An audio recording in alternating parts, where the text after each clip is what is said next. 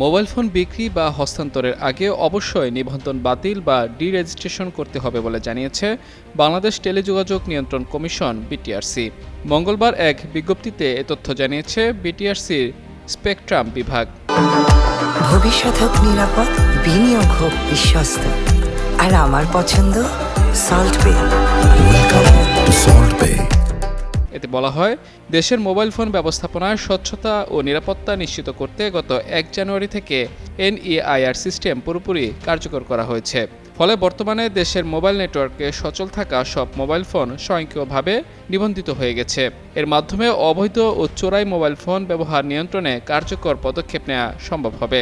বিজ্ঞপ্তিতে আরও বলা হয়, নিজের নামে নিবন্ধিত মোবাইল ফোনের সিম পরিবর্তনের ক্ষেত্রেও অথবা ফোনটি অন্য কারো কাছে হস্তান্তর কিংবা বিক্রির আগে অবশ্যই সংশ্লিষ্ট হ্যান্ডসেটটি জাতীয় পরিচয়পত্র থেকে নিবন্ধন বাতিল করতে হবে।